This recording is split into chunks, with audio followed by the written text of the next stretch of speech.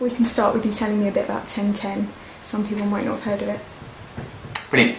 Well, 1010 is a campaign to reduce 10% of the UK's emissions in a single year, and it starts from a really simple concept. Essentially, we ask the question, what would happen if one person committed to cut 10% of the carbon dioxide in their life?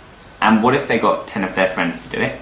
And those 10 people got another 10, and all of those people asked their schools and their businesses and the hospitals and the scout hut and the military and the monarchy and everyone from across society to make that 10% commitment.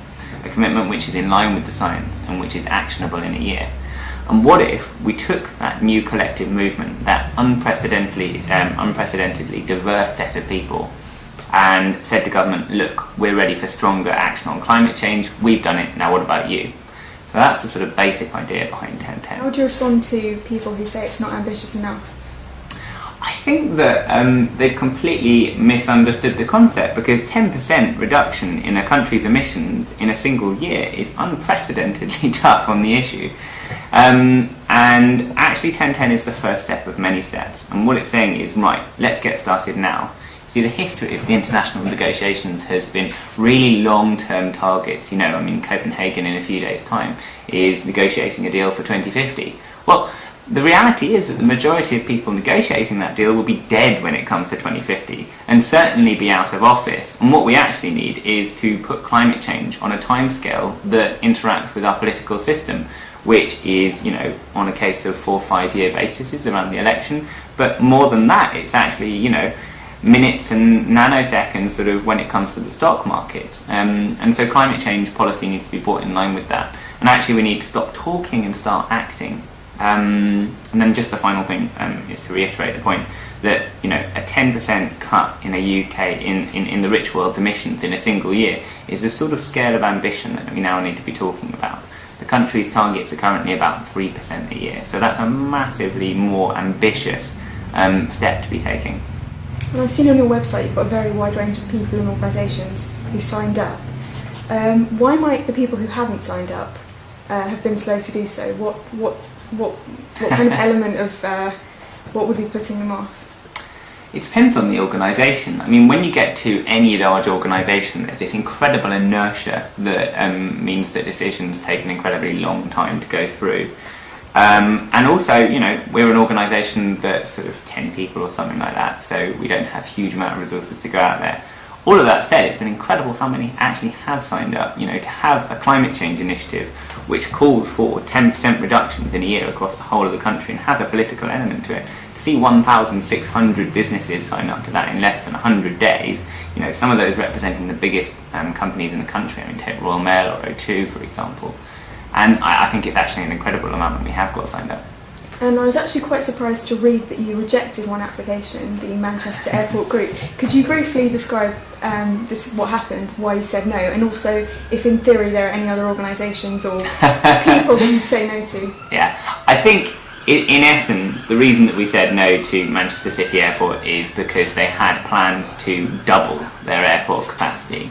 So what they were saying essentially in essence is, look, we're going to put a solar panel on our building, aren't we great? Ignore the fact that we're going to double our capacity for flights in the next couple of years. And so actually it wasn't in their attempt to sign up wasn't in keeping with the ethos and the mentality behind 1010, which is, you know, a first step on a journey, a really ambitious call to arms when it comes to climate change. Now, if they're willing to cut 10% of their total emissions, including flights, of course we'll welcome them with open arms. Now, other organisations, I think you apply similar principles. Who's been the biggest surprise sign-up so far? Ooh. And conversely, who are you disappointed by? Who are you still waiting for? I've been most... the best sign-up, and the one that sort of surprised us most, is still Spurs Football Club. They are one of the biggest traffic generators to our site. They have, on the big LED boards around match days, they put 1010 up there, they printed full page adverts in their match day programmes, and they put giant recycling goals outside that you post your cans through the goal. And really I think what that does is send a message that climate change is no longer just about people who care about polar bears or the trees or the Arctic. It's actually a mainstream issue. It's, you know, bread and butter. It's what all of us do in our own communities. And that's a large part of what 1010 is about more generally, actually. It's taking unprecedented faces and the sort of people that you wouldn't normally expect to be talking about climate change and saying, look, there it is, they care about it, this is now something widely accepted and endorsed by the whole of society. And it's that sort of mandate that I think we need to see. We need to stop seeing climate change as an environmental issue. It needs to become a bread and butter part of the way that we interact with the world around us. And that means that you need to leverage the cultural institutions that people value in the world around them. And that's football clubs like Spurs, but it's also those high street brands, it's also politicians, and it's the things that people engage with and do in their local area. Looking forward to forthcoming election, talking about it being a bread and butter issue. Yeah. Who should we, obviously aside from the Green Party, who should we be voting for if we're talking about green issues? Well, 1010's not going to come out with a formal, endorsement of any party. That's certainly not our job to do that. What I would say is, look for the parties with the more ambitious plans. Look for the parties that really look like they're taking this beyond the rhetoric.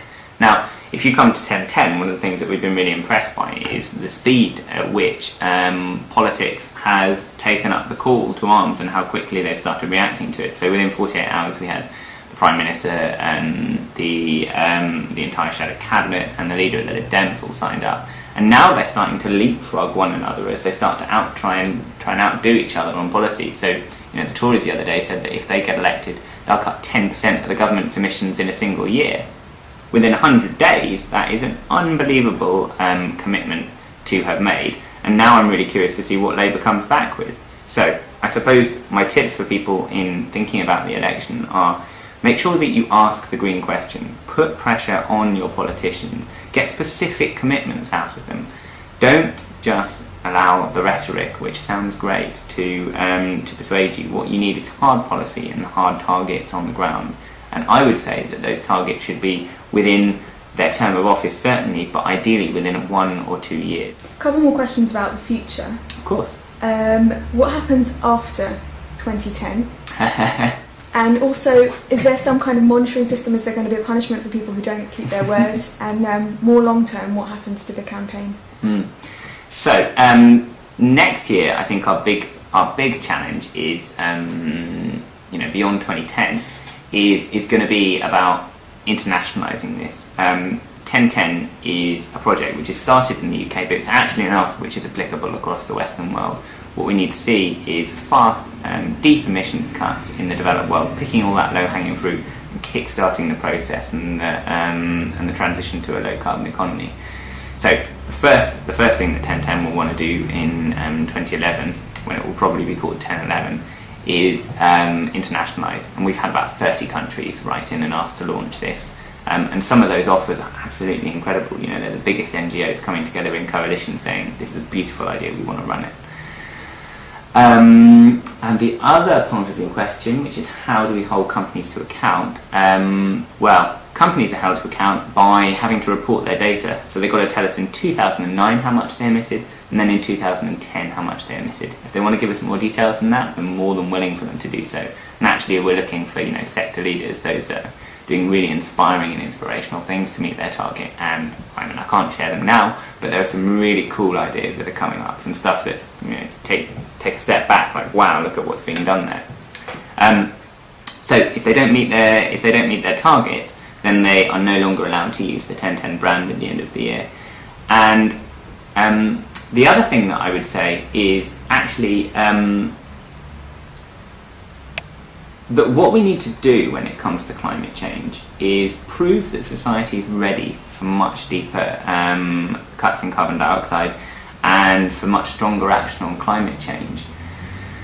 And it's through the sort of mandate that we're building with 1010 that you push companies into having to make those changes, and same with politics. So we don't have a really big stick that we run around beating, other than the tens of thousands of sign-ups that we've got demanding action and saying, I will not buy your product, or I will not endorse your candidacy, or I will not associate with you unless you do these things. And actually I think that's a much stronger imperative than any sort of a stick that we could bring to bear, because it also allows the political framework to come forward that drives it into a legislative change, so that actually you have a framework within which all organisations and companies have to reduce. in line with the science. Finally, will 1010 be in Copenhagen? And if so, can you divulge what's going to be happening there? Well, Franny, who's the chairperson of 1010 and the founder, she's out in Copenhagen, and I'll be out in Copenhagen as well. So you will be seeing us around, and we will be working together on the Stupid Show, which is 8 live 20-minute sessions from Copenhagen, which will have all the latest news on the negotiations, a whole load of fun stuff.